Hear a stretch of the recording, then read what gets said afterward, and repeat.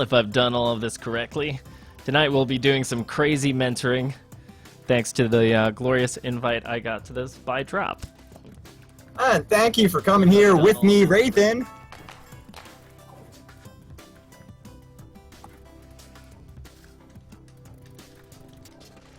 And so to get things started off here, we'll just play a quick 1v1 while people trickle into the room. Sweet. We'll get some warm-up on. I'm not going to pick random because I don't want to get totally embarrassed on the stream right away. See, I just pick random so I can be like, yes, of course I would lose, because, you know, randoming. That's tip number one, everyone. Just play random. It just has so many benefits. John's prepared. That's the first tip from Raidhyn. Yeah. 3, All right. 1, brawl. Now, one question I have for you, Raidhyn, that I hear people talk about is in the sword matchup specifically. People say that the attack strat can be pretty powerful in that mirror because you win the side blade duels. Do you agree with that, or do you think that's maybe not so true? Are you talking about just as far as like being more... Just sword versus sword. Do you think that having more attack is a substantial benefit in that matchup? Oh, you're talking in relation to stats? Yes. Ah, okay. So I'm used to referring to attack as strength. We'll say strength from now on. But yeah, I don't know. I think the thing about sword is that sword is much more of a like positional-oriented weapon. So it's more about where you're putting your opponent. Actually, give me 1 second because I have to check something here on stream. We gotta change a couple quick things around so I can get all my frames. There we go. This should be a little bit better. All right. Yeah. So, you know, like sword, because like its damage has gotten nerfed time and time again. I feel like the real advantage that it has is kind of being able to control where you're putting your opponent and how you're trying to go for knockouts. Like, I think one of the reasons it's stayed a very popular weapon is because you can pretty much get kills in any direction. So a lot of experienced sword players, you'll see, they end up kind of using the weapon as a way to push their opponent into certain positions on the map. So that's kind of more about how I think about it, just because the damage is generally low anyway. No, rip. I gotta warm up. So I stopped jumping into things. Now, Axe is a matchup I struggle with big time on every weapon I play. So I have Katars here. Do you have any general tips for Katars versus Axe? Is there anything in particular that you think should be avoided, like a big no-no? I think the biggest thing is like a lot of new Katar players think the best way to approach is using down air, and Axe downlight pretty much counters that entire approach. So it's one of those things where you just kind of have to be conscious that the Axe player, you know, if they're playing defensively, they're going to be looking for that. So I think that's probably like one of the simplest things. And I mean, the same thing goes like if you play Axe as well. Oh. You can. I like what you did there. That you waited out my ground pound and caught me with that ground pound of your own. Very nice. No, Jala's so melty. So I will hop out now so we can actually get some of the viewers in here. Excellent. I see we have people pouring into stream. Oh, part of the Creed is here. Excellent.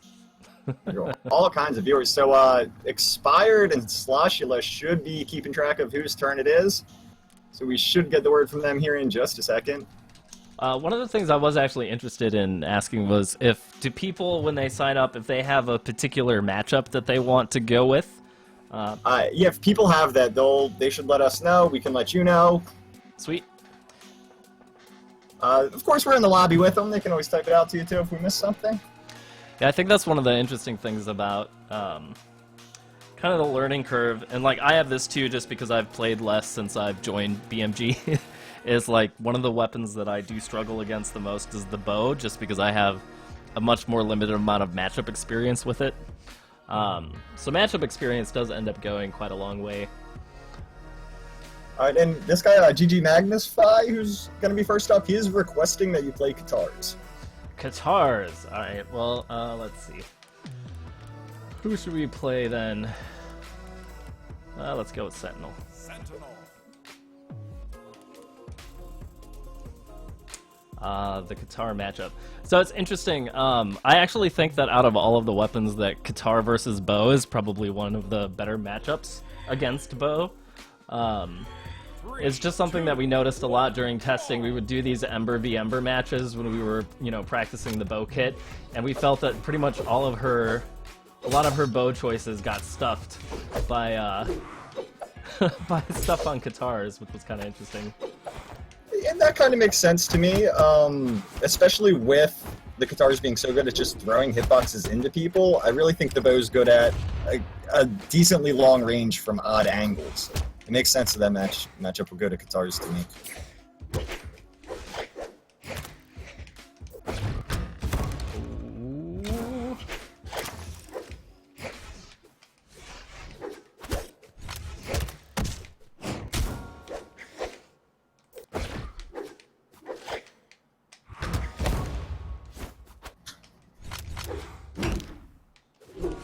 I'm liking what Koji's doing here to try and keep you out with the down sigs as well.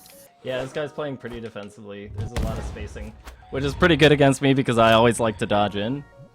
So this is actually something like that I've been seeing a lot in my more recent games.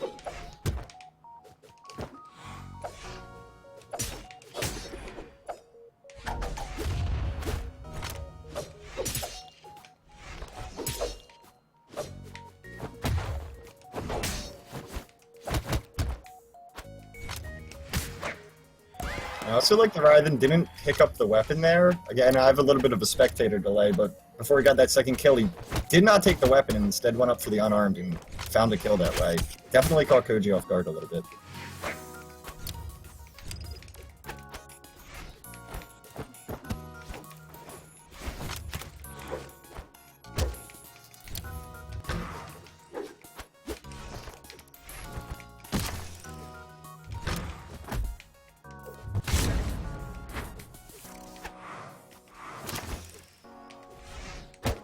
Yep. And I think we're seeing you on this second stock kind of adjust to that spacing we were talking about. Yeah, that's usually... I just take that side sig. That's usually a... usually what I try to do when I play against people is I spend, the first match getting an idea of how they play. And if it's in a ranked scenario, it's usually something where I try to do it in the first stock. And then... Adjust as you get to the second and third. That's the goal.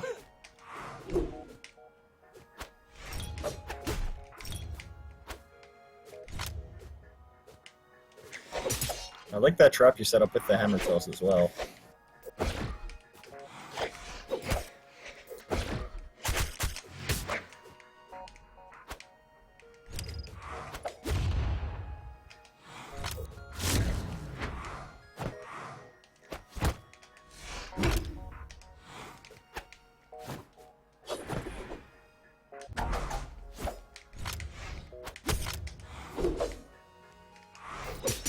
Oh, did not go the direction I wanted it to.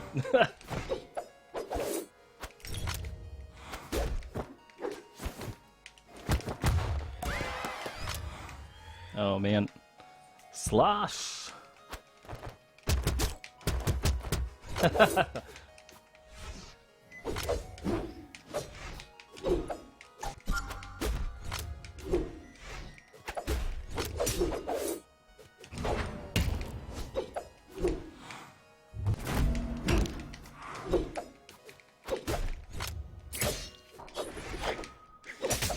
Nice.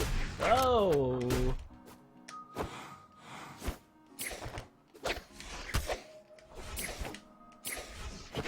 Oh, nice. Good spacing. Alright, there's Koji with the salt. So, what I saw in that match, what he was doing well, what was really working against you, was that outspacing with the bow, trying to just keep distance on you and poke with those long-range attacks. I think that's what we saw work well for Koji. The sword play, I don't think was up to par with his bow. Do you have an opinion on that? No, I think like the big thing that he was doing was like he was being really, really, really patient, which is like a style of play that works against me in particular because I'm not patient. I'm just like I'm having fun this match. I want to go to the next one. So I'm very much the type of person who will rush in, and like he did a really good job of punishing that. So it's like it's one of those interesting things. I think that there's a lot of people like to say stuff that like Brawlhalla doesn't have the most like everyone plays the same and all that kind of stuff. So there are actual like play styles that counter other play styles, and I think that's just something a lot of people haven't thought of very much. So like those are like two of my like really big weaknesses, like somebody who plays really passively like that, and then also somebody who is on bow, because I'm just like terrible against it in general.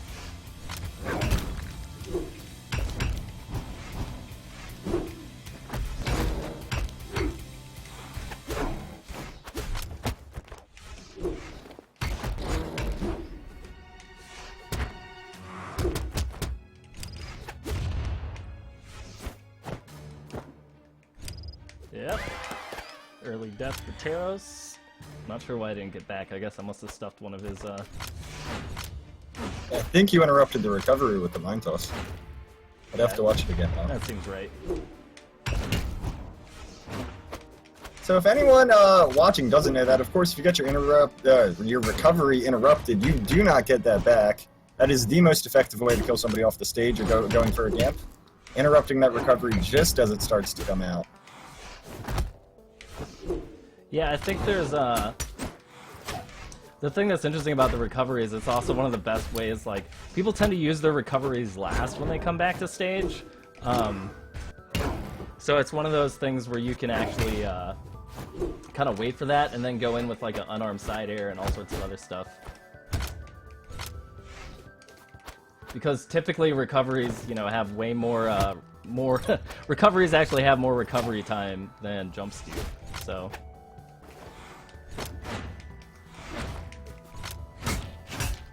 Yeah, I would actually say it's my personal opinion, and this might be partially because I'm a sword player and we're talking about where that weapon's strengths are. But I think going off stage and being willing to try to read and interrupt recoveries, trying to read dodges far off the stage is super, super important in this game.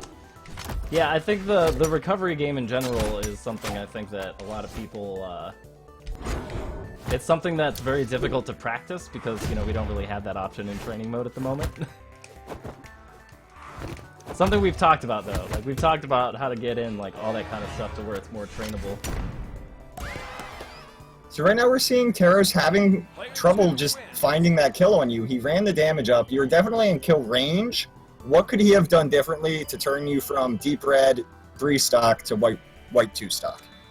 One of the things that I noticed that he was doing quite a lot is he seemed really insistent on trying to land the stomp into Taros neutral. Like, there were quite a few situations where he was going for a stomp, and, like, he could have picked another move that would have worked out better. And it's something that I guess we see with, like, a lot of players. Like, they have their favorite setup or their favorite, combo or their favorite attack, and they just end up using that instead of kind of using whatever move's optimal. So that's probably one of the things that I'd look at. Oh, hey, it's No Loss. What's up, man? That I would look at Skyfire is just think more about, like, instead of trying to, like, force the particular setup, think about, like, what situation am I in right now, and, what can I do differently? Because it's usually, like, one of those things, like, I always think about it, like, if I hit somebody, or, like, if I'm in a situation where I hit the attack button and it doesn't land, it's usually because I made some kind of wrong choice. So, like, in the situations where, when I get hit, especially, like, if I get hit by something, it's like, oh, I did something wrong. There was a better option there somewhere, and all of the options that I had available to me, I could have done something different. And usually attack selection is, like, a big part of that. That is something that I often say. I think move selection, just I don't want to say poor, but non-optimal move selection is a top 3 problem for almost anyone below diamonds. No bust. That gravity cancel, very nice.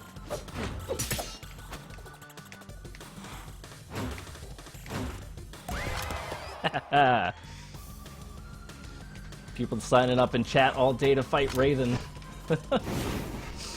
That's good. I'm glad everybody's come by. It's good stuff.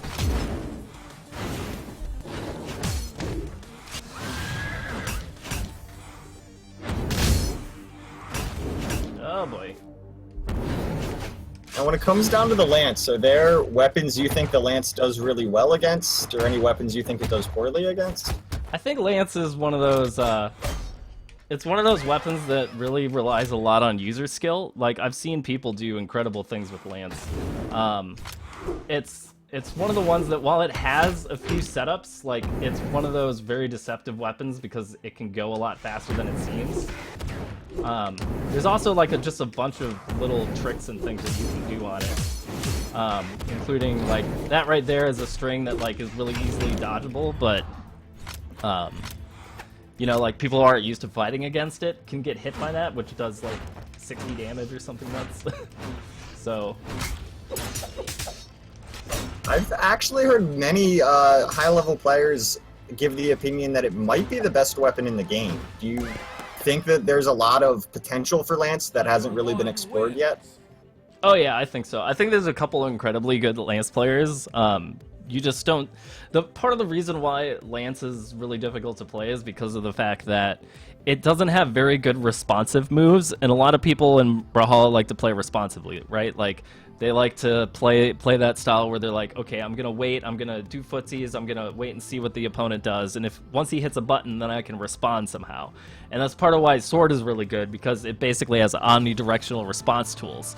Lance doesn't have punishes for every situation. Like, it has some really interesting approach tools, and it has some really interesting properties, but it doesn't have omnidirectional mistake punishing, so to speak, which is part of the reason why, like, you don't see it as frequently. All right, we're playing a Lord Brax. I don't know if he wants me to play anything in particular. I believe you said play whatever you want. Sweet. I feel like we should play more Lance people. Who's another Lance? I think Orion is actually probably one of the strongest characters in the game right now. Do you think he's one of the strongest because of his weapon choices that he has, stats, signatures, or a mix of all of them? I think it's a mix of all of them. I think he's one of the more, like, well-rounded characters, as far as just tools go. And, like, I think that he's got, you know, his stat distribution certainly helps, but...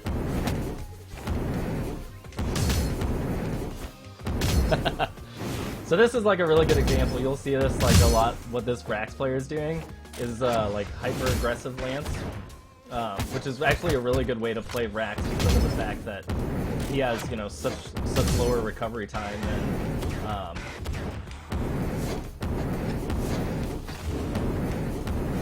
and doing the Lance v Lance thing is very difficult because of the fact that both of you are moving so frequently. Oh, rip me. I'm actually gonna have to pay attention to this one.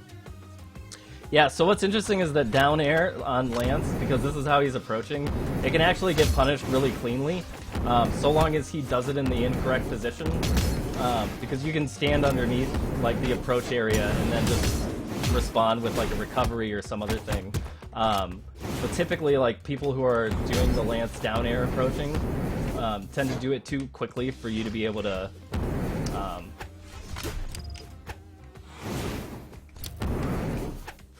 think about that gap unless they're doing it all the time.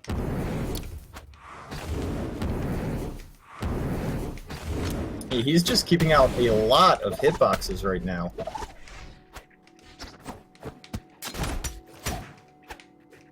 Yeah, and I mean, that's one of the really good things about Brax, right, is that you can play that level of aggression against people.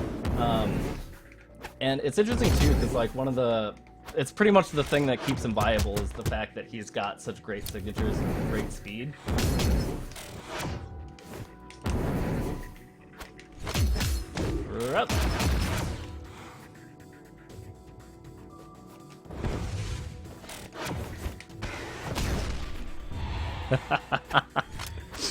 Oh man, this is awesome.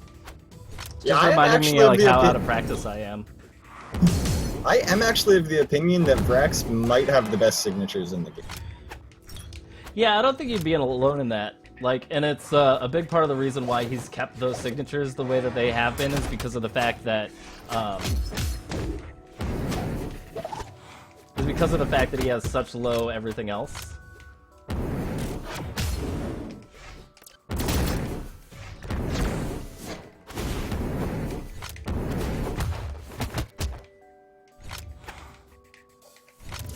I'm really liking the lance throwers up and down, chaining into the unarmed. I talk about that a lot when I play.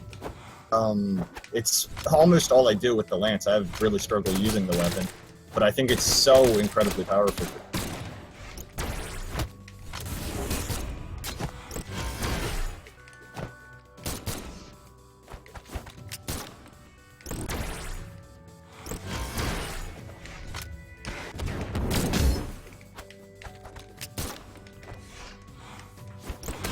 Yep.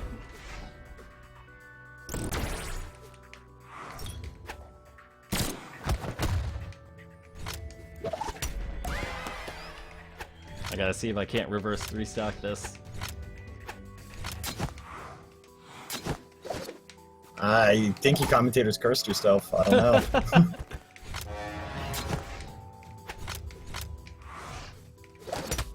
Is there something you're doing drastically differently on this stock than the first stock because of the way this Vrax is playing? Yeah, is there anything that you've changed? I'm basically jumping more so that he can't maintain height advantage. He always likes to attack from above, whether he's on lance or guns. So I'm trying to take the battle more to the air. And that makes sense. We're seeing all those dares come out. That makes a lot of sense. And that's definitely been working for you. As we said, you're maybe going to cool off the reverse 3-stock here. You got really close.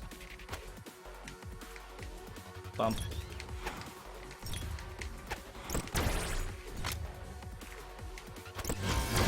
Oh, I spot dodged. Oh well. Still a good game. Player 1 wins. Oh man.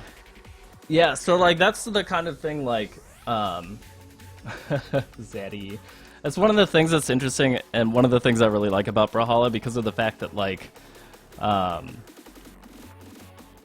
of the things I really like about Brawlhalla is the fact that like if you can see what somebody's doing constantly and you learn somebody's playstyle, there's almost a direct counter to it all the time. Hey, it's Bad Boot. What's up, man? But Boot was at final round, correct? Yep. I believe you placed third there behind Egg Soup and Twilight. He did. Which was pretty sweet. I got to hang out with him a little bit at final round, and after that, I guess the Boot's not going to CEO, but I had to ask. Random. You want to say what CEO is here on stream to anyone watching that doesn't know? If anyone who's watching doesn't know, CEO is Community Effort Orlando, which is one of the major fighting game tournaments that happens in Orlando every year. It's the last major event before EVO, and me and Foda are going down there on Thursday for the weekend to show off Brawlhalla to some people. This should be interesting because that Boot's really good. You know, and I think this is just what happens, you know, when you get like the guest stars. There's just people who are like, oh, I need to go beat up whoever they have on Brawl League right I need now. to try and beat Raidhyn on stream now. Yep, pretty much. But we can still talk about what's happening in the games here, even if Baboot might not need mentoring from you. We can all learn something from this game, like not to dodge onto those mines.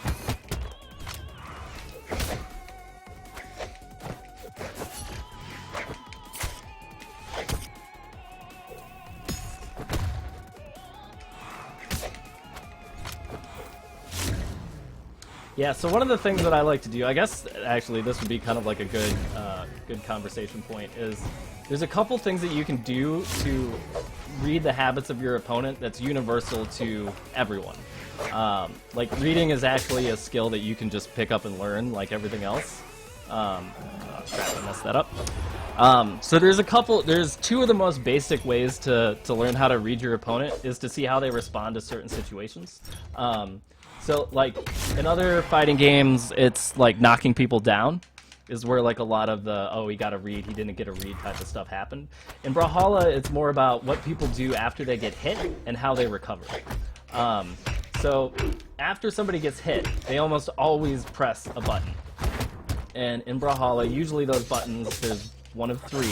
It's going to be they either jump, they attack, or they dodge. And if they dodge, they always have a habit for what direction they like to dodge. Typically, people only dodge in two directions, especially at lower ranks. So when you hit somebody, especially, and this works a little bit more at white, is where this part applies when they're at white health. But when you hit somebody, they're almost always going to hit that button in response, right? So watch to see if they attack, if they jump, or if they dodge after they get hit. Typically, they're going to have some habit one way or the other. If I could build on your point, since you seem a little distracted from playing, Yep. but you mentioned low elo. I would say at low elo, the overwhelming majority of the time, you're going to have people dodge, and they're either going to dodge straight back away or straight up. Alright, so let's see what that dude does after he gets hit here. Alright, so he dodged down. That's the third time that I've seen him dodge down. He dodged down again. That time he spot dodged. He probably dodged down, but the platform stopped him. And then once they go into recovering, you're going to see what people like to do. So Baboot likes to recover. There's basically two broad ways that people recover. I like to just think of it as high or low.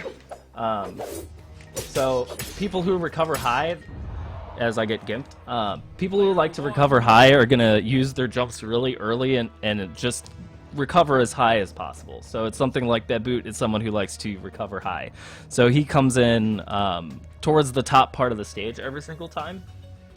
Whereas I'm someone who likes to recover more low or more like at a medium height, or if I can hit the wall, I'll hit the wall because I like playing that game against people because I feel confident there. Like I can usually win in the edge guard when I recover low. Whereas when I recover high, I feel more exposed. But that's just my personal preference. Like I really don't think one is stronger than the other. They're just different. But almost every player has a preference of whether or not they like to recover high or low. Oh, it's Blue Canoe. What's up, man? Blue Canoe is a guy who's been around Brawl League, I think, since the first week as well. Yeah, Blue Canoe is one of the guys who like watches my stream, so I love that guy. He seems very active in the community. Yeah, he's definitely around all the time. Blue Canoe. Okay, I'm alive. You're alive. We got our salutes out.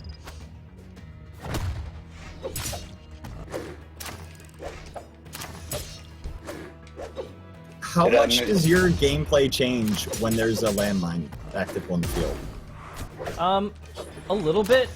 Largely, like I think we've nerfed landmines to the point now where I really don't care if I get hit by it. So what I would rather do is just use it as like a psychological benchmark for my opponent, right? So like the thing that I like to do, and this is indicative of my playstyle and why I can still beat like certain top level players, despite them being able to win against all kinds of people. Most of my playstyle revolves around like measuring my opponent and seeing what they do. So if I put down a mine and I see that the first thing he's going to try to do is, kick me into my own mine, I know that he's going to go for this setup every time, and that I can use that reaction from him for further setups and, understanding what he's going to do. Just building on the point you were talking before about, which way are they going to dodge when you try and read. This is kind of an extension of that. Yeah. There's a lot of things in Brawlhalla that you can't control, but there's a lot of situations where you can force your opponent into being in a certain place or doing the same thing over and over again, which is one of the things that I find really interesting about the game, just because it's part of the way that I've always played fighting games. So in Brawlhalla, it's something I've always tried to explore, and that's why people like often tell me that I don't play like a lot of other people, because like The way that I like to think about it is that I don't really have a playstyle as much as my playstyle is whatever counters your playstyle. Yeah, you consider yourself an adaptive player. Yeah, so it's one of those things where it's just, like I'm constantly just trying to figure out how to measure my opponent, and it's why I usually do better in best of threes than I do for like one-off games. That is something I struggle with as a player, that I don't quite adapt enough. I have the exact opposite problem. I'll play people who are, by all means, objectively better than me at the game, but I like to go for some kinds of cheesy, tricky strategies. I might find a quick kill, and that'll work once. Yeah. Never again, and then when I can't do that again, I can't beat them anymore. And that's absolutely something, even as a 2K ELO player, I struggle with that a lot. Yeah, I don't know. I think it's something like in one regard it really holds me back, like the fact that I haven't like perfected my own playstyle. But it's also one of those things where it's part of what keeps the game fun for me. Like I much prefer thinking about outthinking my opponent, or like, oh, I totally forced this situation where he did, you know, X, Y, and Z. That's part of what I really like about fighting games, more so than like, you know, running a giant combo on somebody. Alright, so this guy asked for axe guns practice.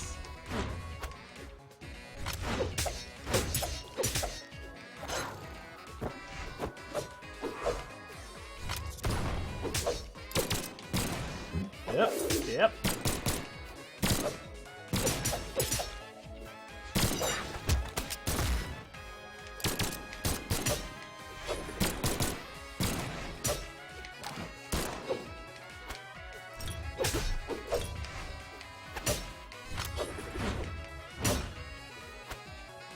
I do think the markup in this Azori Barraza match with the guns and sword is, you know, can Barraza keep him out? And right now it seems like he's having a fairly easy time getting in on your guns. Do you think there's any reason for that? Like anything in particular? I think part of it, again, is like I don't play a very aggressive gun style, so like if we switch up to being aggressive and we start side airing and like doing more aggressive stuff, like it'll work out better. Like it's one of those things like I said, like kind of in the first minute of the game, like I'm always kind of trying to like read the capabilities of my opponent. So like this guy, originally when we first started and he came in cold, he wasn't fast falling at all. Now he's starting to like hop around more, especially as I've kind of turned on being more aggressive. And he's also stopped like, there he goes, nice momentum dodge into downlight.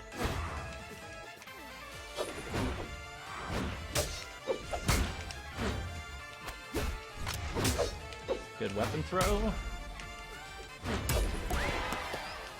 Man.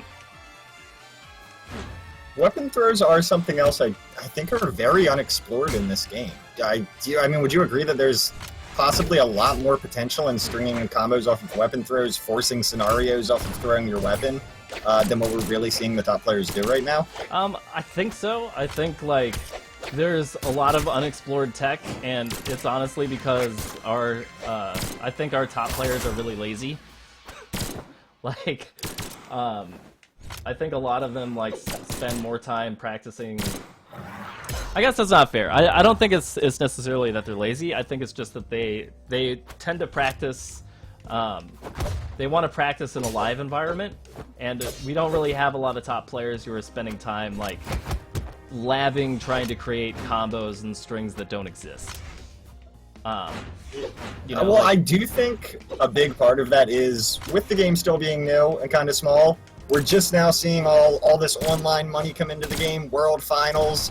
I think we're going to see in the next 6 months, the top players are just going to be unimaginably better than they are now. yeah, and that's kind of what I'm hoping will happen. It's also part of the reason why we've been, like, actively working towards making the training room better. And honestly, like, I think that the new, like, dodge out function, for example, that got put in is something that'll end up being really, really good for the game. And we'll definitely, like, we'll see some new tech. Like, I honestly think that the meta will look completely different in about a month. If people put that feature to use. We'll just have to see if they actually do or not.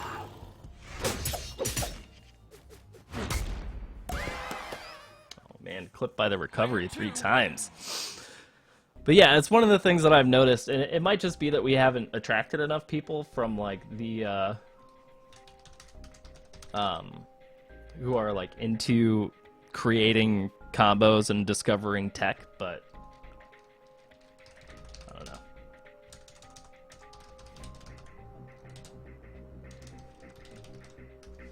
I think it's interesting though, because I get sent stuff all the time from certain people who are like, "Oh, did you know this is a thing?" And I was like, "I do now," and it's this ridiculous stuff that no one else has tried or discovered or shared.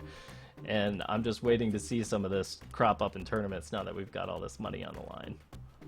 Do you think we'll be seeing a lot of unknown tech, a lot of unknown strategies online and at BCX? I mean, I think eventually, I think a lot of it just has to do with Random. whatever, you know, it just depends on how how far people decide to take their practice, you know? I think most Brawlhalla players have gotten just really, really used to practice means, you know, playing, you know, running sets, which is good, and, sorry, as I get new match against Core. This will actually be the first core I fought against that's not part of the Creed. In, like, ages.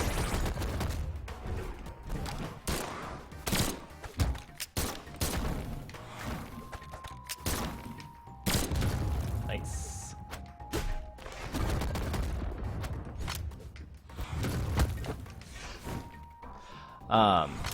So yeah, I do hope we get more people to lab more, because I feel like there is a lot of stuff that's not discovered yet.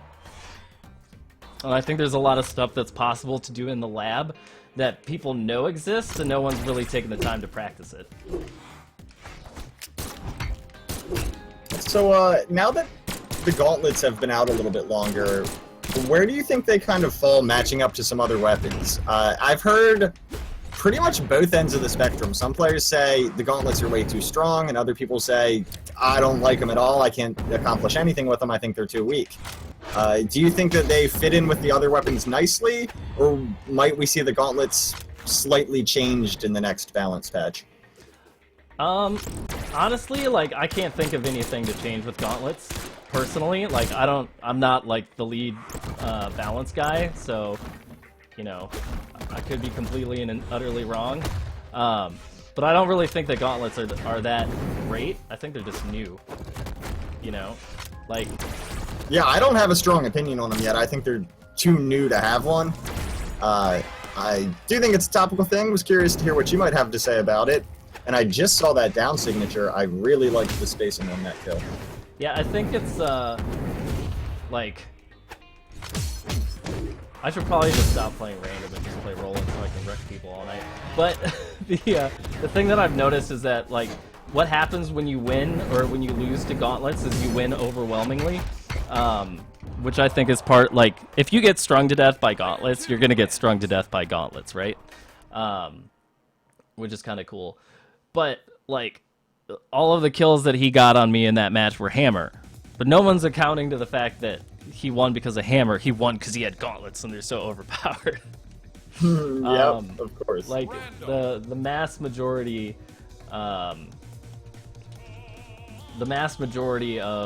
of players who play against core are always going to be like, oh, the gauntlets did it. So yeah, I've been playing a fair amount of core recently on the ladder. I dropped 150 elo with him, so take that as you will. 3, 2, 1. So we're going to see our first sword mirror, I think. I think we had one earlier against Satori. Or not against Satori, but against... I was playing against an Asuri. I think I was Bodvar or something like that. I think you are right.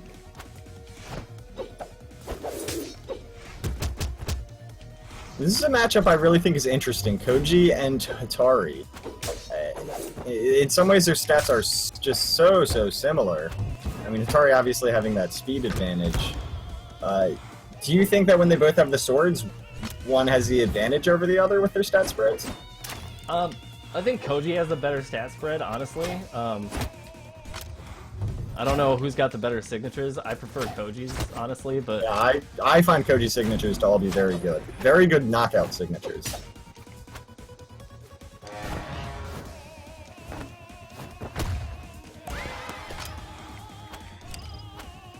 Oh, man. So with this guy, one of the things that I'm noticing is that he will actually, in situations where he wants to stay safe, he'll actually expend all of his jumps.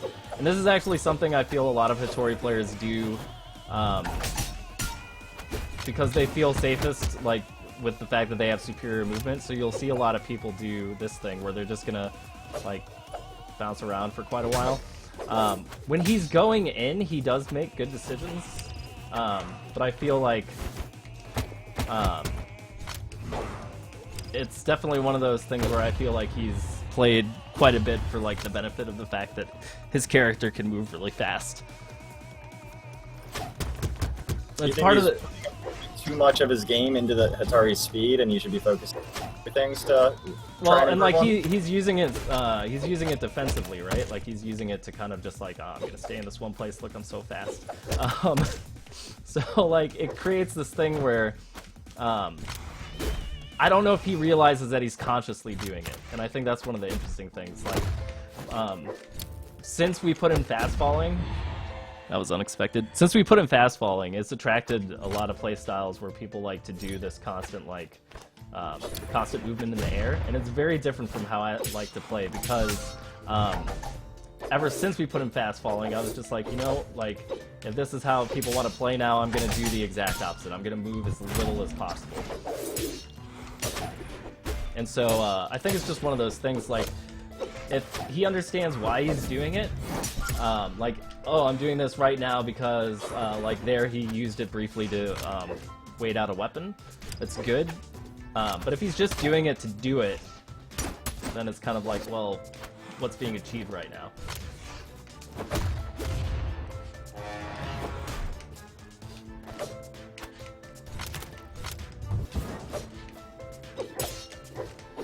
Yep. So, like, there was a good example, like, when I was in the pit. Because he was hopping, he wasn't actually chasing my movement. Instead of following me down after he landed a hit, his first instinct was to resume jumping. So, like, it's kind of one of those things. Bunny hopping around too much. Yeah, like, it's one of those things, like, let's see. Only bunny hop when you need to. Because I think that's one of the things, right? Like, moving around a lot and everything, and like relying on the fact like, oh, I've really practiced how to do these jumping maneuvers using fast falling and everything else. So I'm gonna do that, and I'm gonna do that whether it's the correct time to do it or not. It's kind of the same as like the Terros earlier, where he wanted to land the stump into neutral signature every time on hammer. And so like everybody has these kind of habits that we rely on. And that ends up becoming such muscle memory that we do them even if they're not the even if it's not the correct time for it. Oh, that's Sloshula. What's up, man? Oh, dude, that would have been the best bomb if that had landed.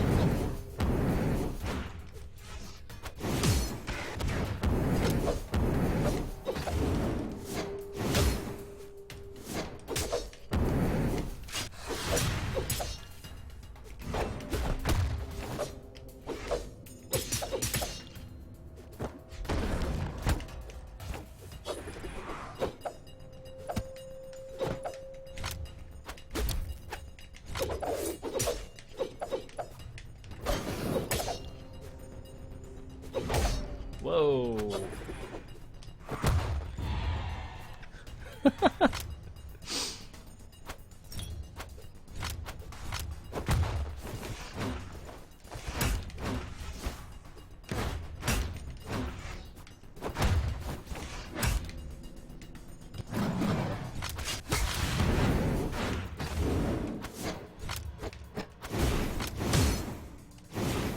What's your overall opinion of Roland signatures? I main Roland myself, and I've heard some people say that they find his signatures bad. I actually think they're very strong. Yeah, I really like his signatures. I think a lot of people are just used to signatures being like a win button, and they're not. I think all of Roland's signatures have really, really particular uses. I would agree. They're almost all highly situational. Or at least they're all different from one another. Yeah, and I think that's I think that's what makes them good, personally. Oh my You have a lot of varied options. The lance side sig, of course, for picking people out of the air if they want to jump back away from you. The down sig is so good for killing. Every sword signature I really enjoy. Yeah, I think all of his sword signatures are fantastic. The Lance neutral sig, I could pass on most of the time. I have trouble using that move. But every other one I really... Whoa!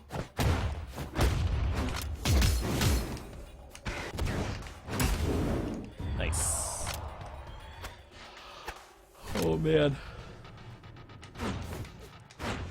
Oh, I'm so old.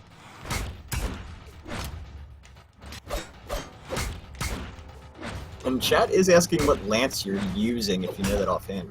I have no idea. There we go, no clue. One of them. One of the good ones. Looks like the Sir Roland classy lance, the Valentine's one. But it's the with holiday colors because it makes him look old as hell.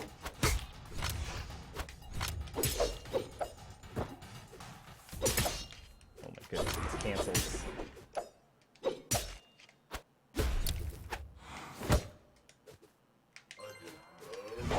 Whew.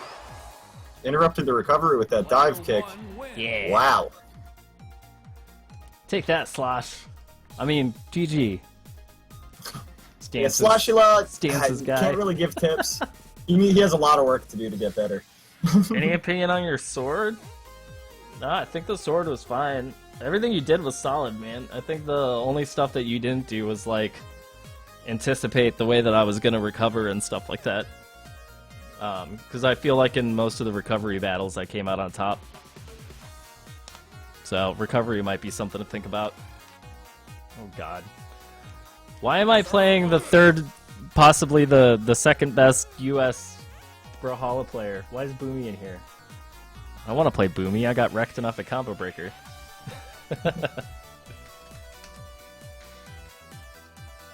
And Expired, I think, is about to let us know who's up next. There it is, Trap Man. Excellent. I'll just keep playing Roland. I actually found new tech on Roland after that dodge thing came out, but I haven't had an opportunity to land it yet. Are you going to share what that is? No! Well, I probably should, because this is an educational thing. Yeah, you gonna tease it and We'll not share. tell us? This is actually something that's going to be universal to everybody. For,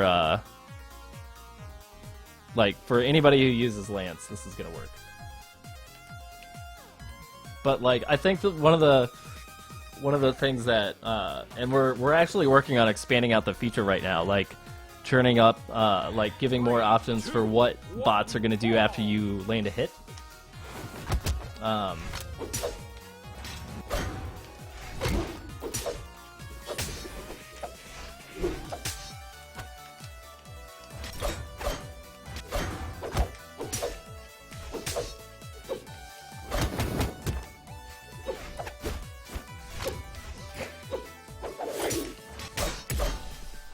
So if I get a lance, we'll see if I can land it or not.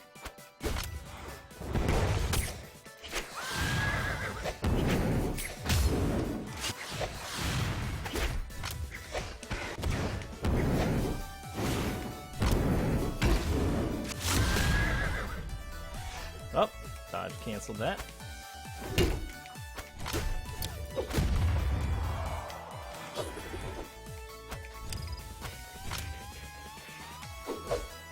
Then stops talking.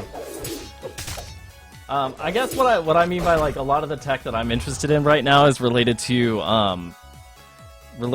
option coverage after dodges. So, like, because of the dodge out thing that we put in, right? Because of that feature, like, basically you can land a hit on a bot that doesn't lead to a true combo, and then just find follow-ups for every dodge out option. And then based on what people like to do after they get hit, Going back to that reading we were talking about before, making some kind of a connection. yep, then you can actually, figure out what people like to do and then punish them accordingly. I was hoping it was going to go well. I just reiterate that since we're a little disjointed playing and talking at the time. Raidhyn's talking about going into training mode, putting on that feature to have the bot dodge away from you, and figure out all of the possible ways someone can dodge out of your attack. You can't true combo because they can dodge, but okay. Then you figured out which way people are going to dodge when you hit them. you know exactly how to respond to that, and you can play with that in the training room.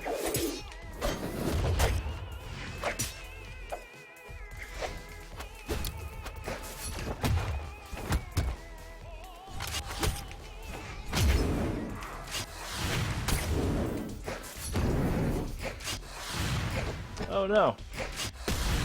There we go. I love Roland's down lands. It's so good. Oh, The man. range and the force are incredible. It comes out deceptively fast as well.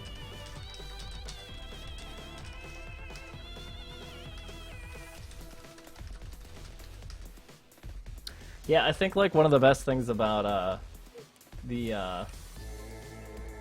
about Roland's down lance is that it basically clean punishes a lot of the approach moves.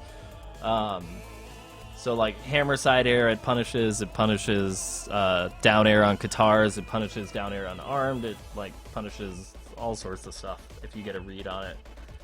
Or even if you just get like a really fast reaction, you can do it. Yeah, side light on sword, side light on spear. I mean, really every side light on any weapon. Yeah. It's the range and the speed, plus the force it has. It's a very strong move. I think it's one of the more underrated signatures in the game. Sir Roland.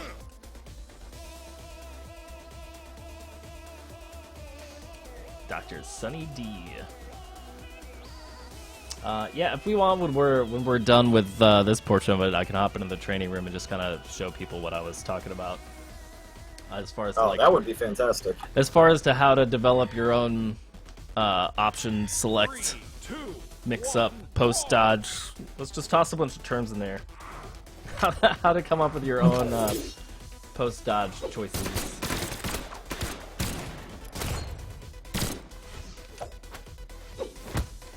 Your post dodge predictable punishes. Yeah, of Call it course. that, maybe.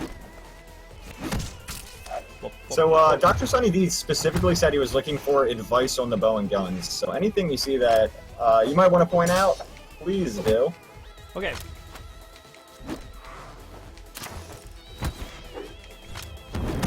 Oh, rip me.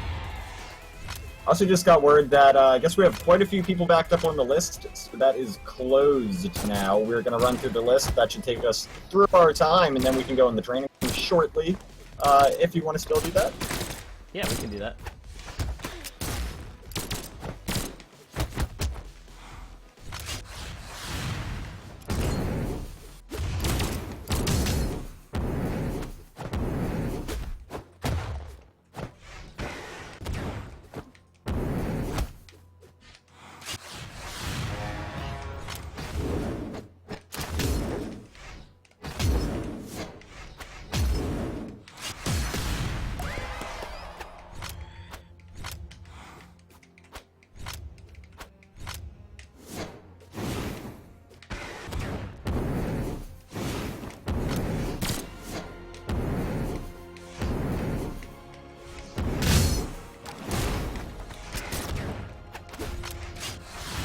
There's one move on the Lance that I know I struggle with a lot, and I feel like every other Lance player has a much better mastery of this move, and that's neutral air. Can you give any broad tips about the neutral air on Lance? It's really hard to aim, and I think that's where the trouble comes in for most people, because you gotta start it with the hitbox, like, or you have to actually land it on the tip, like the tip of the whole move. So it ends up being really awkward to land for a lot of people. So you really just kind of have to get comfortable with that arc. And like, even if you're gonna toss it out there, you kind of have to be a little predictive about where you think the other guy's gonna be. So it's just. Would you say my problem might be using it too late then? Yeah, I mean that could be. It's just a really tricky move to time. It's also not nearly as good as it used to be, which throws off a lot of old school players. One of the funniest balance anecdotes I've got is the fact that, like, back in the day, Lance Nair just used to have a giant rectangle drawn around it. It was just one giant rectangle of doom. And, like, I don't know, it was funny shit. Like, there's no other way to describe it. Yeah. Sword Toss is coming out there to finish it off. Wins. Absent. Oh my goodness.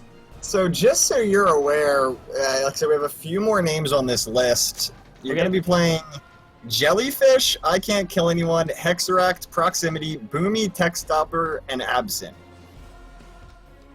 So we got a pretty good list of players at the end.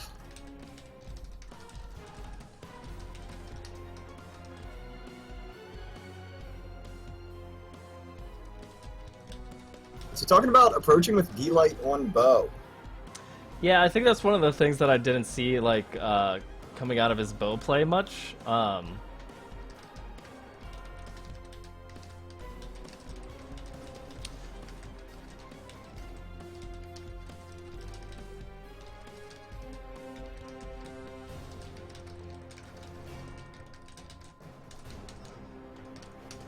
Sorry, trying to write things down. There's like a couple of, like, I think core techniques on bow that everybody should practice if they're gonna play bow. Somebody asked me to play Bodvar, so I'm gonna go play Bodvar. I think one of the things that a lot of good bow players do, you'll see like part of the Creed do this a lot when he plays bow, is he'll like go in for like for one attack, and then if that, and Zaloxry does this quite a bit too, he'll go in with an attack, and if he misses the first attack, he covers it with a side air. So like you can force a lot of dodges, and if they're not momentum dodges, and they usually aren't, you can then punish them with side air afterwards after they've dodged. So you actually get like an attack for free basically anytime that somebody dodges against you in the air with bow. So you're talking about forcing dodge with a neutral air and then punishing that dodge with the side air? Yeah, stuff like that. Like, it's not necessarily neutral air every time. But that's an example, yeah. Yeah. Nice edge guard. Oh!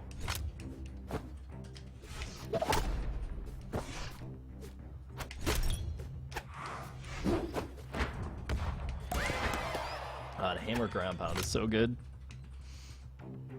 So good.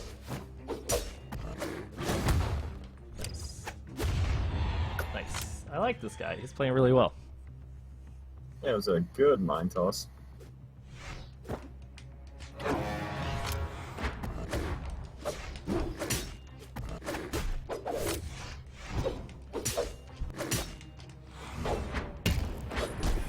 Up. Just combo breaker.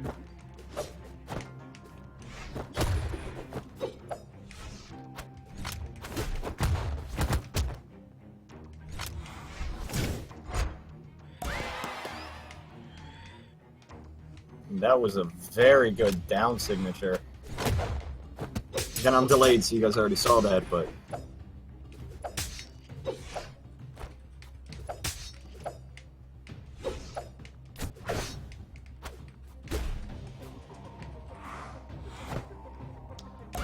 Oh, man. Player 2 wins. Woo! GG. He lost his momentum. Poor Shuldak. The first stock was good. Second one, it was just like, what happened? And I did, I guess last time I read the list, missed two names. I missed that Shuldak and Antipop, and after him will be Jellyfish. All kinds of people on here. Hey, Antipop. So I think Shuldak actually, so there was a really interesting interaction, and I guess we're just going to keep talking about the psychology of how I play.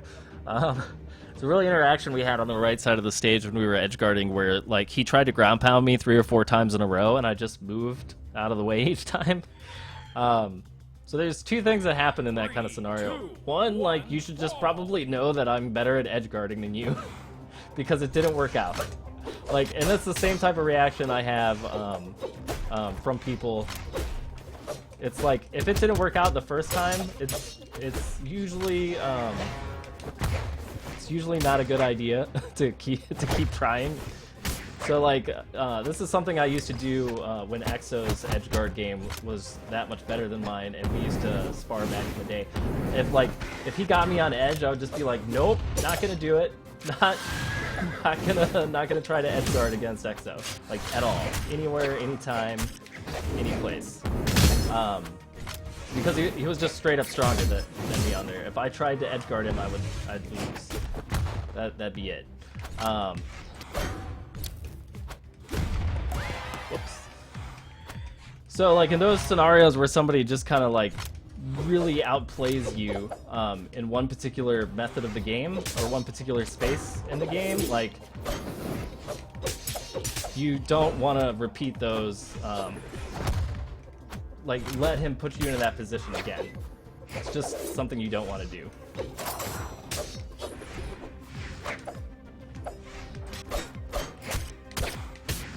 Nice.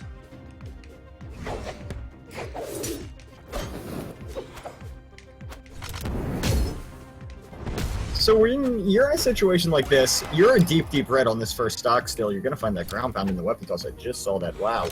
But in a situation like this where you're deep red now and he's white, do you tone down the aggression at this point substantially? It depends on what I think my opponent thinks I'm going to do. If he thinks I'm going to go less aggressive, I go more aggressive. But usually most people, once they see you in red, they typically have the psychological disadvantage, right? Because they're like, oh my god, I need to kill this guy. And every hit that you're doing to them is going to frustrate them. Because it's like, oh, why have I not killed this guy rolling so broken? You know, like all those silly thoughts that people have in their minds are happening the longer that you're able to keep doing damage to people.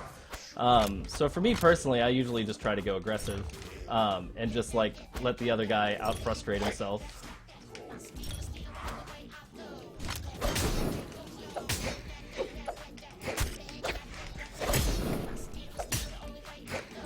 You know, if I can let the opponent tilt himself, then I'm in a really good position.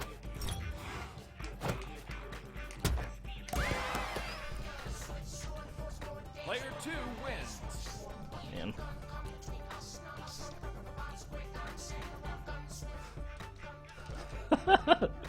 So like what Anipop's saying is like exactly what most top players tell me when I manage to beat them. They're just like, what are you doing?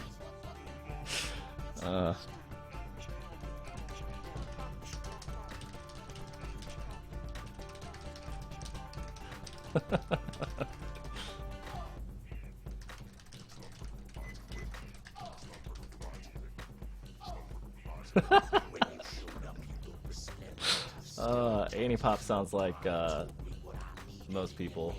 Yeah, so like one of the things that I do against people, especially if they're being really aggressive, is that I just stop moving.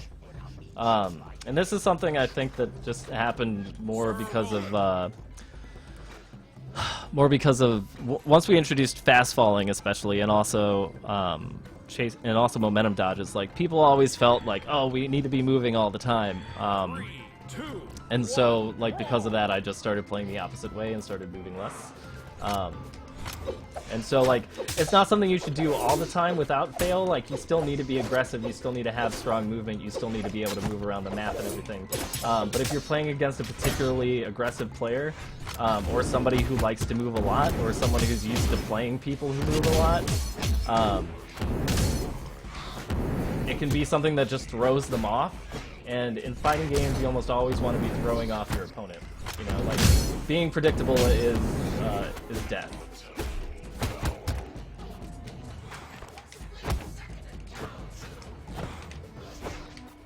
Oh, rip!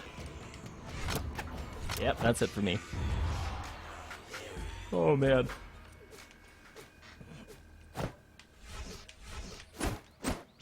Yep.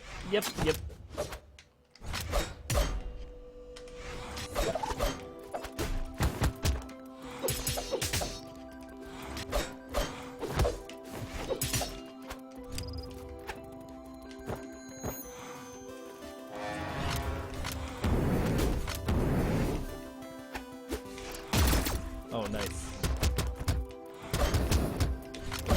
No! Oh, I'm just dying to this Orion.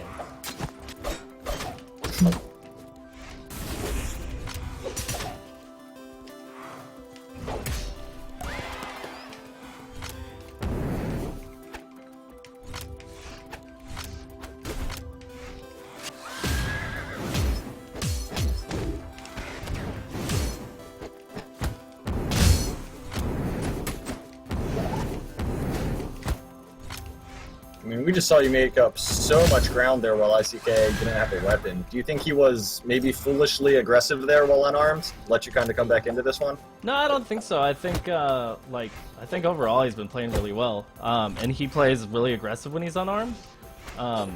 So like he's basically just been keeping pressure up, and that's really awesome. So, you know, his whole goal right now is to not give me any ground, but I've been doing a pretty good job of like reading his jumps, which has helped me out quite a bit.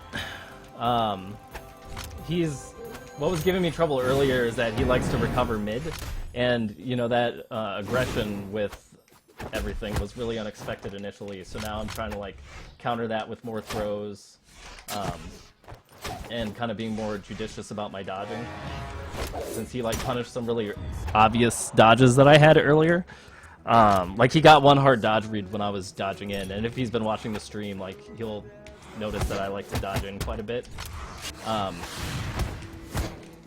So one of my favorite things to do against players who, and I'm not sure if a lot of people know this, but like, since a lot of weapons have variable, you know, punish methods, he's probably listening to me like talk in the stream, which is why he's throwing his weapon more now. Oh, nice. Oh! Ah, that was good. What was I gonna say? Player 1 wins. Totally lost my train of thought during the edge guard. Yeah, Hexaraxons. What's up? trying to jog your memory, think about what you might have been saying. Not sure where you were going with that thought. Probably some rambling.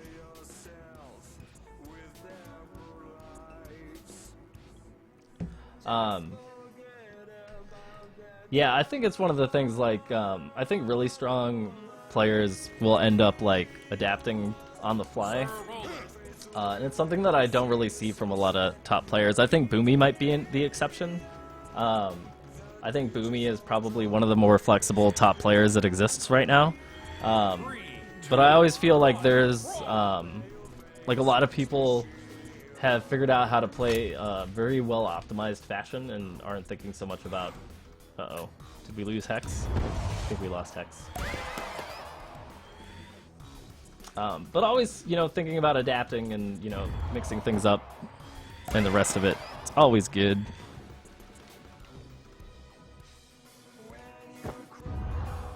Oh, I was hoping I would win. Player 2 wins.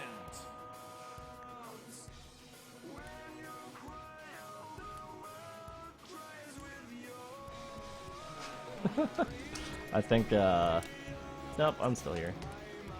Ed, seems like you both still are, so we can try that again.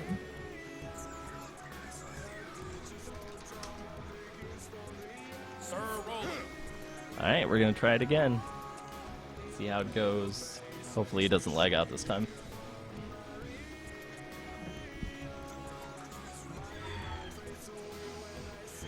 Three, two, one. I believe Team Frost also just recently put out a pretty cool team montage. It was one of the longer ones I've seen for the game. Like 5 minutes, I think.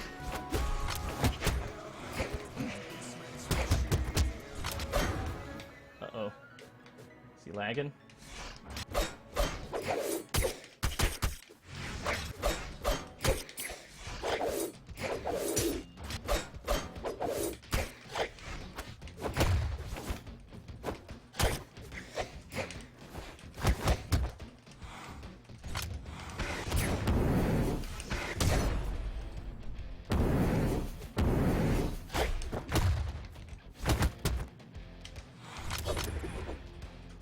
I think I remember what I was saying. I think one of the things that a lot of people don't realize is that out of all of the tools that you have, like dodging unarmed neutral air is probably one of the best. Like dodging in and doing any type of unarmed neutral is typically one of your fastest options, because I think it still has only like 3 or 4 startup frames. So you can usually like beat people even if they react to your dodge. You can dodge in with that. It's usually pretty solid. pretty good way to go after people.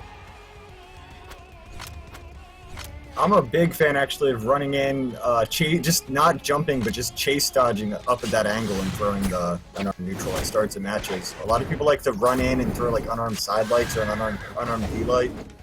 I do find that that option does beat out almost everything.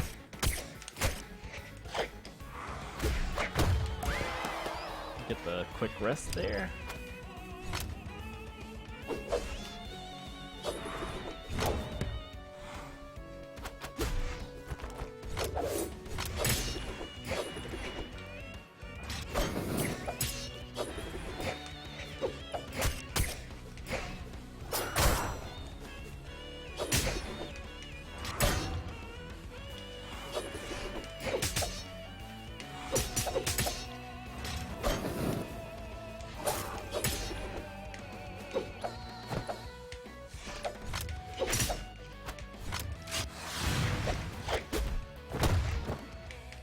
He was like, not again. Not gonna happen twice.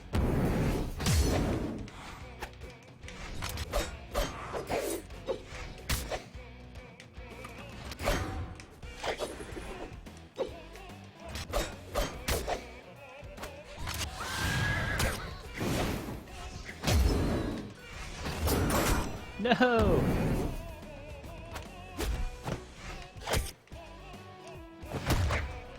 Oh, that was fun.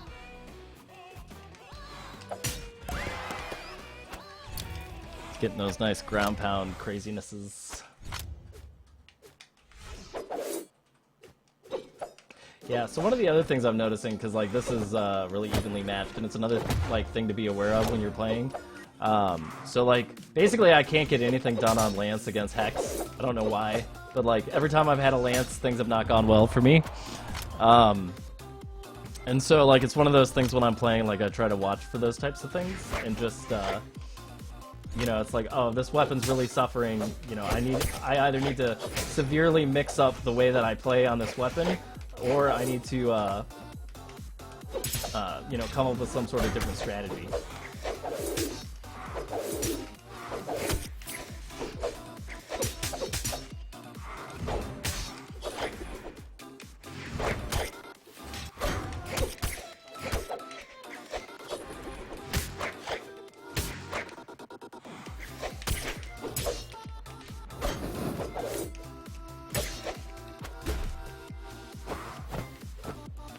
Hey! We did it in the end. Player 2 wins. Ah, GG Hex. Close one. I believe Proximity is next up. We have 4 more games to play.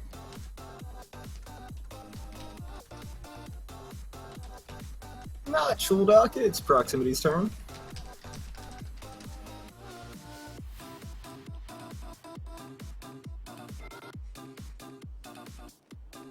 Whew.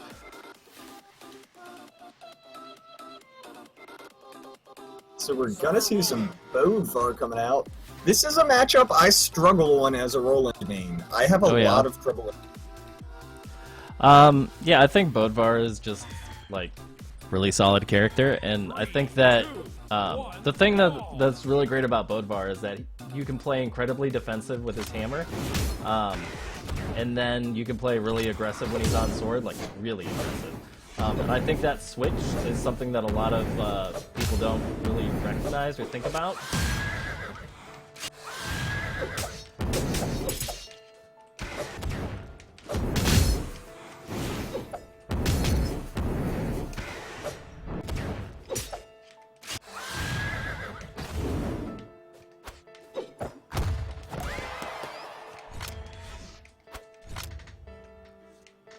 And I think that's one of the things that like gives people trouble with the Bodvar matchup. His ability just to drastically change pace based on what weapon he has. Mm-hmm. It's interesting that you say that. I really will have to look at my own play to see if maybe that's what I'm doing wrong. I've always felt like it was just the outright sword-on-sword matchup that I struggle with his stat spread. Having 3 more defense but 1 less of everything else, I just don't feel like is favorable.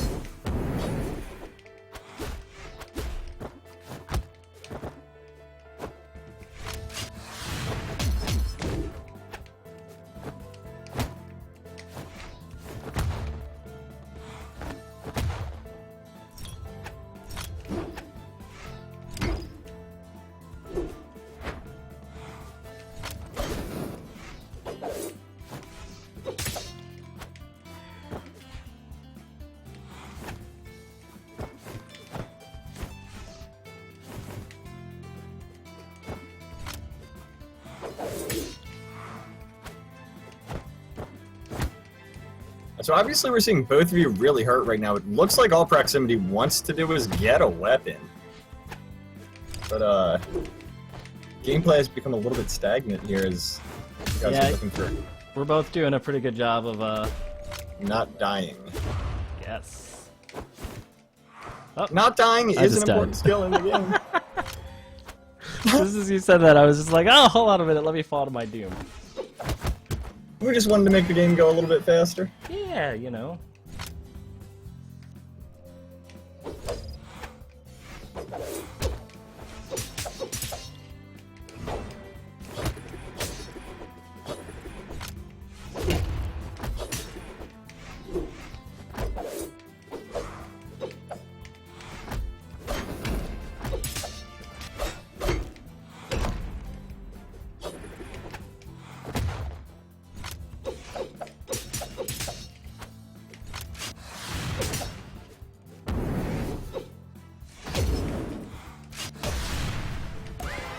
Hey. Player 2 wins. There's some more of that Lance down sig. We keep going on about how strong that move is. Or at least I am. I think you're on board there with me. We have Boomy up.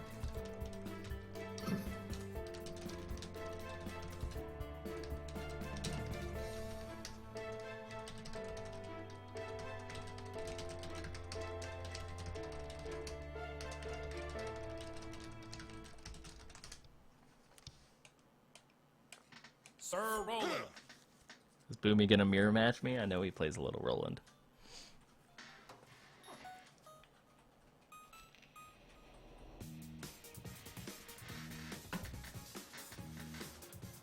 We should play on King's Pass too, because that's Roland's That stage. is, Because of he's course. the king, clearly. Boomy's got the King Roland skin. I believe that gives him bonus stats on this stage. Yeah, it's like plus 10 psychology, plus 5 to morale. Like it's just good.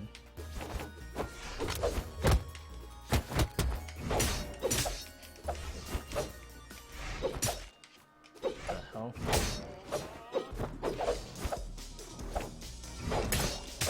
Oh, Boomy.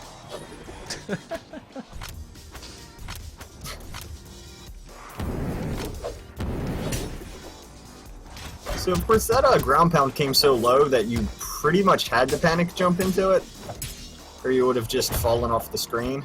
Is that kind of that scenario? I think yeah. Like it's so what he's doing is because he just did it again. And I think a lot of the higher level guys are familiar with this stuff now. I'm just totally not. But basically, ground pound has really weird stun times on it. So if you hit somebody, if you ground pound somebody, they're basically gonna be able to have reaction before you. And if their first reaction is jump, that means you can have them jump into an attack. And if it's a dodge, as we saw the second time that he killed me, you can just do it into Player 1 wins. what is it? You can do it into a dive kick afterwards, and the dive kick will still hit people if you read the direction they're going to dodge. Alright, so you got any tips for Boomy? I think Boomy needs to calm the hell down. Hey, that was, yeah, some really incredible Roland's play. I wish I could play Roland that well. Well, see, that's the thing, is like, Boomy doesn't play Roland when he plays like that, he plays throw into ground pound. Like, it's a Roland agnostic skill set, right? So, like, basically you can do what he did with any character that has, like, a weapon. You know, like, those are skills that you can learn on, like, any character.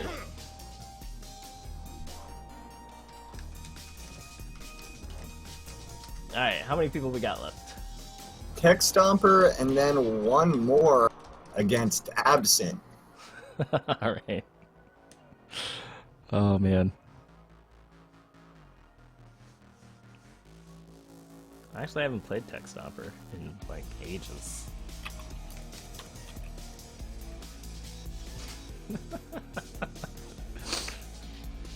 Remember, there is no game. Alright, so we're gonna get to see some Olgrim. Tech Stomper, He's the guy always talking about how he loves Olgrim on the subreddit, right? Brawl. Yeah, Tech Stomper has been a part of the community for ages. Yeah.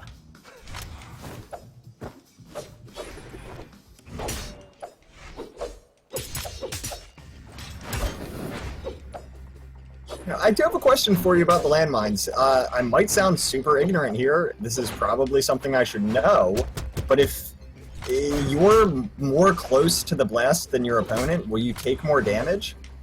I don't think so. I'm pretty sure there's no variable damage in it at all because, you know, keeping gadgets balanced and whatnot. So if you dive kick someone into the landmine and you both get hit, you'll take the same damage? Yeah. I just like to do it because I think it's gonna, like, mess with my opponent's head. Like, nobody likes getting it's exploded, super right? fun when it happens. So if I'm just Plus like... 8 defense Roland. Well, 8 defense all good. Or whatever it is. A lot of defense.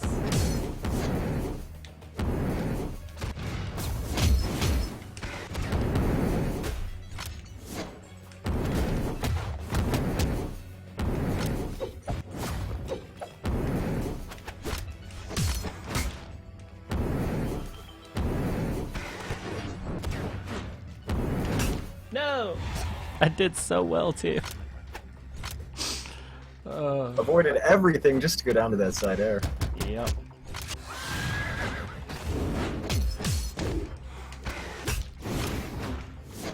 I'm really liking how much you're using Roland's signatures. It's really substantially more than me, like 3-4 times as many as I use in a match.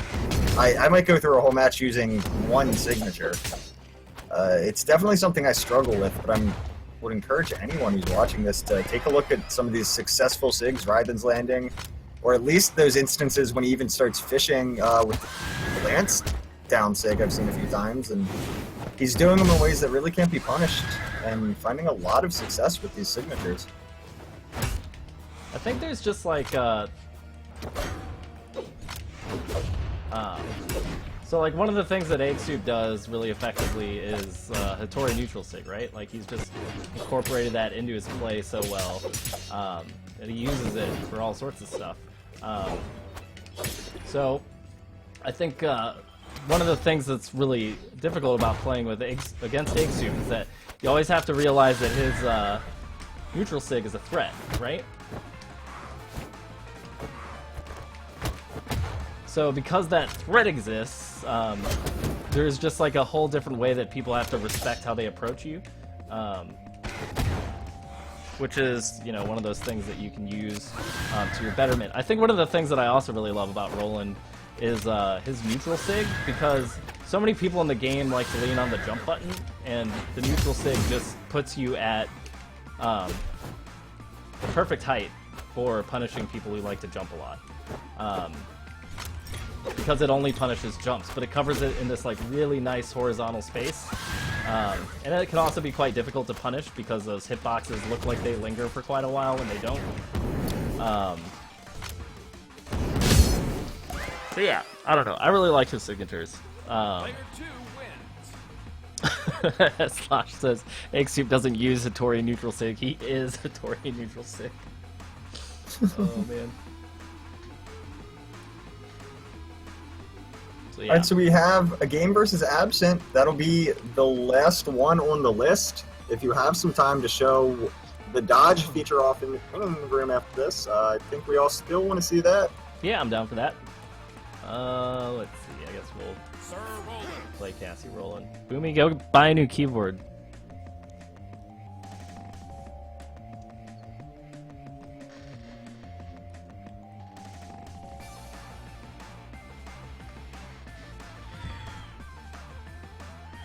Three, two, one, brawl. Alright.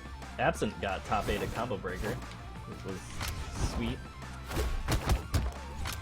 He's a really good example of a player who plays defensively well, as opposed to like somebody who just does it mindlessly.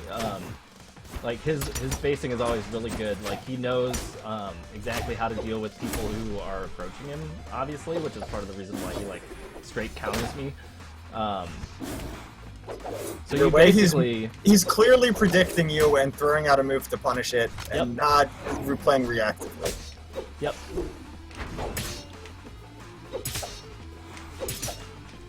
So, like, one of the only ways that I can beat him is basically by putting him outside of his comfort zone somehow, which is really difficult to do. So, like, basically what I have to do is try to figure out how to control the pace better without being as obvious with the way that I approach. Because as soon as I break my approach rhythm, what he's going to do is, like, once he loses his initiative, he won't be able to dictate the pace of the game as well.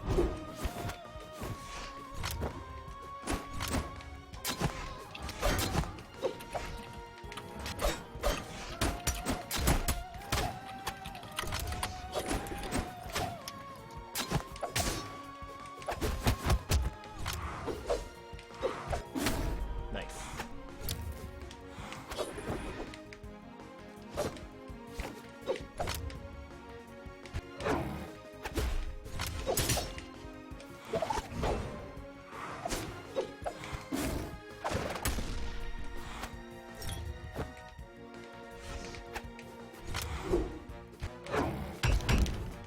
Whew. Oh, absent. Nice scoop coming out from Absent.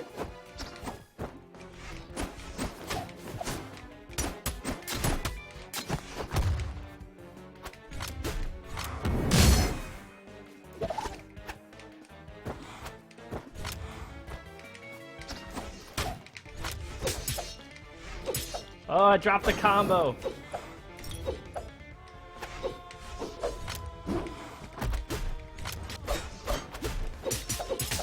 Here we go. Got the stock.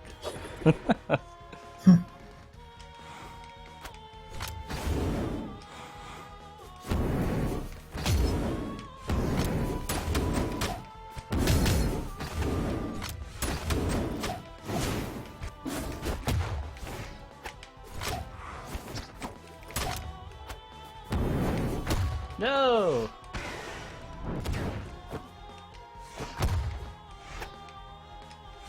Oh man. That's Player my one dodge. Oh, Alright, GG. there's that Absent. dodge in you were talking about being a little punishable if they're ready for it. Oh yeah. Alright, let's go ahead and hop in the training room. I can show this thing off real quick. Let's see. Training. Alright, I'll just demonstrate this on Katar, since it's probably one of the more easy to understand. Asuri. Actually, let's not do it on this story. Let's do it on somebody a little. Well, I'm trying to think of like who's got the best signatures to show this off. Screw it. Let's just do it on a story. Asuri. Okay. So yeah, when I train, I just like to do it on any old map. Thunder Guard's usually good for practicing this, just because it's flat. Shipwreck's good too. Okay, so in your training options, what you want to do is show damage is nice and all, but for this we actually only need to turn on this new option here, which is HP reset, position reset, and the rest of it. So if we turn all of this on, we put on position reset, for example, it's gonna the bot's just gonna go back to wherever they started. So the reason why this is useful is because we can have things like this. Actually, we do have to turn on damage so we can see. Trying to make sure that we see our gap here. I guess we have to show stun. Oh, I actually have to do the combo afterwards. Oh my goodness. How am I not remembering this?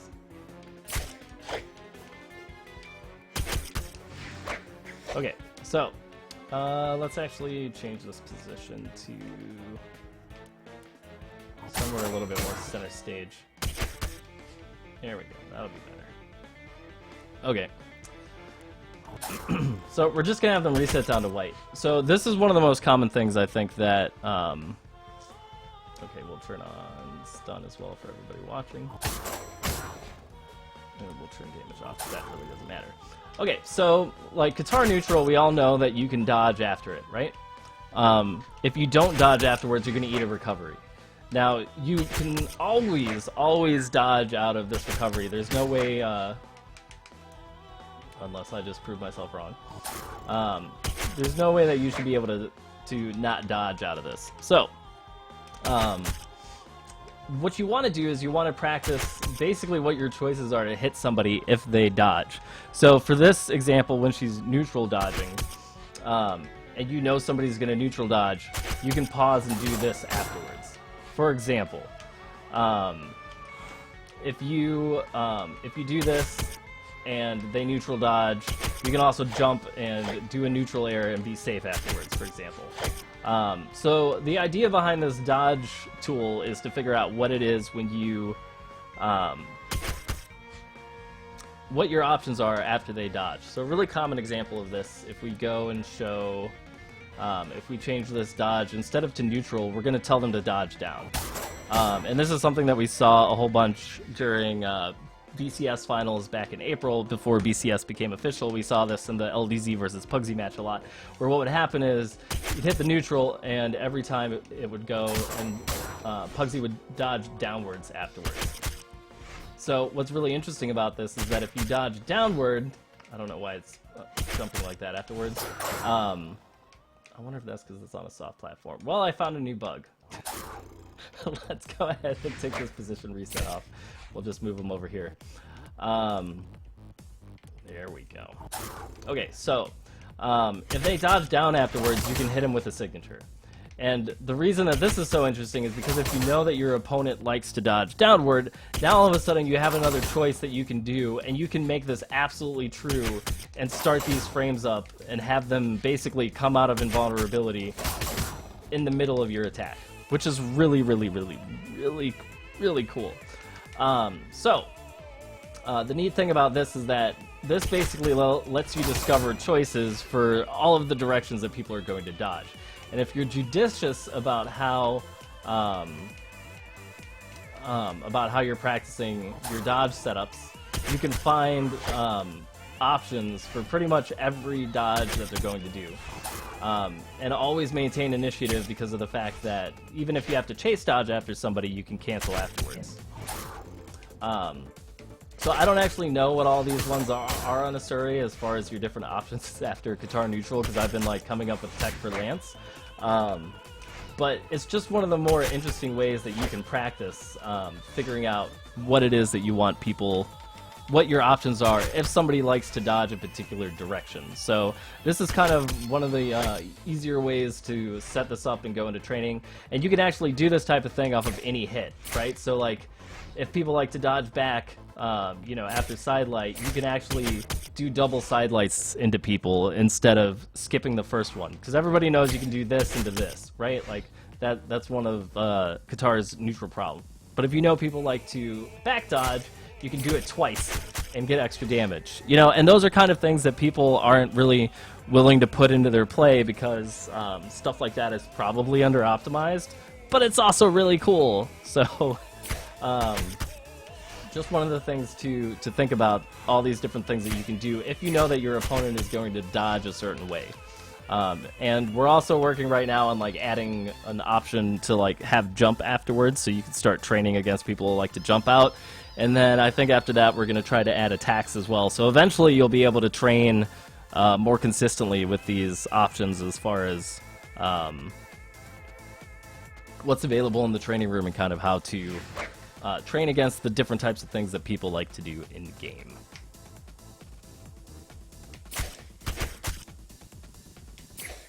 All right, well, thank you, Raidhyn. Do you have anything else to add on tonight? No, I think that's it. Thanks a whole bunch for having me on. Of course, thank you for coming on. I hope everybody learned something. We will, of course, be doing this again next week. Not with Raidhyn, with someone else. I believe Antipop will be our featured guest. Nice. Very nice. So, once again, Raidhyn, thank you so much for being here. We'll let you go. It's been an hour and a half or so. Thank you for joining me. All right, yeah, thanks again. I'll see all of you guys around. Do I just turn off the stream now? Yeah. Okay. Bye, everybody.